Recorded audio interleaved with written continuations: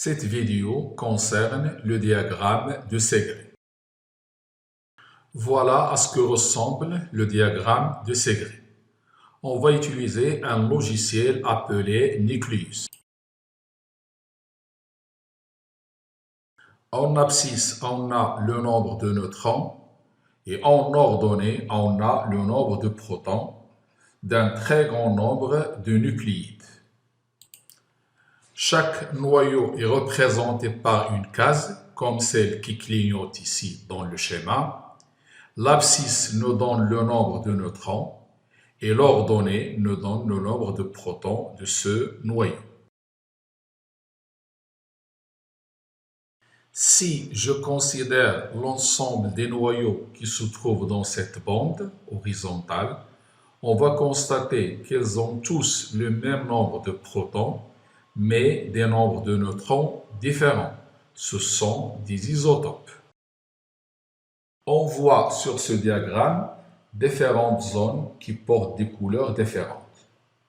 Une zone orange constituée de noyaux émetteurs β+, une zone bleue constituée des noyaux émetteurs β-, une zone jaune constituée d'émetteurs alpha et une zone noire constituée de noyaux stables,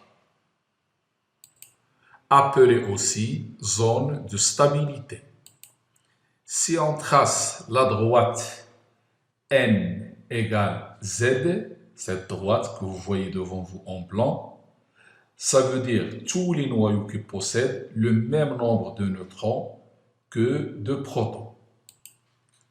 On constate que cette droite est confondue avec la zone de stabilité, ici, pour des noyaux qui ont un nombre de protons qui ne dépasse pas à peu près 15 à 16 protons, c'est-à-dire en général des noyaux dont le nombre de masse A est inférieur ou égal à 30. On va s'intéresser aux noyaux qui existent dans le cadre tracé sur le diagramme de Segre. On va zoomer ces noyaux. Alors on va choisir un noyau, des noyaux se trouvant dans ce rectangle. Choisissons par exemple ce noyau qui se trouve dans la zone bleue. C'est un émetteur β-. On constate qu'il s'agit du noyau prométhium dont nombre de masse A égale 158. On va s'intéresser maintenant au devenir de ce noyau, c'est-à-dire qu'est-ce qu'il va devenir au cours du temps puisqu'il est instable, c'est-à-dire il est émetteur β-. Ce noyau il est émetteur β-, c'est-à-dire il va donner un électron et un noyau fils Sm samarium 158. On le voit sur le diagramme, il est situé une case en haut, une case à gauche. Le noyau fils est lui-même radioactif β-.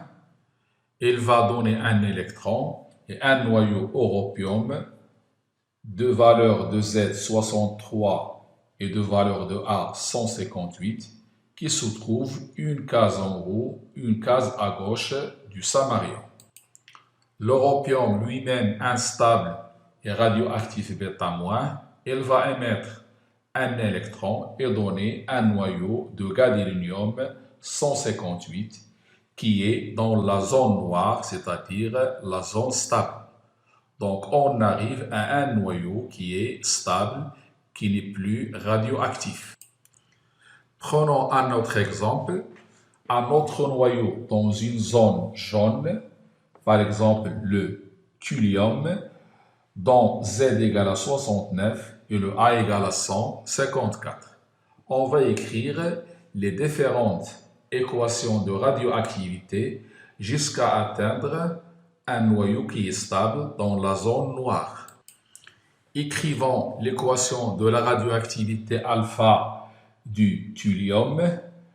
On va avoir un noyau d'hélium He2 et en respectant les lois de conservation de Soddy, on va obtenir un noyau de holmium 150-67. Donc, sur le diagramme de Segrè, on voit le noyau TM154, radioactif alpha. Il va donner le noyau HO150. Donc, il va se situer 2 cases en bas et 2 cases à gauche, comme indiqué sur le diagramme de Segrè. Le noyau fils est radioactif bêta+. Il va émettre un positon et un noyau DY66150. C'est le dysporion. Donc, ce noyau résultant maintenant, il se trouve une case en bas et à droite, comme indiqué sur le diagramme de Segrè. Ce noyau est lui-même radioactif bêta+, il va donner le terbium, une case en bas à droite, comme indiqué sur le diagramme de Segrè. Le terbium lui-même radioactif bêta+, il va donner le gadolinium 150, comme indiqué sur le diagramme de Segrè.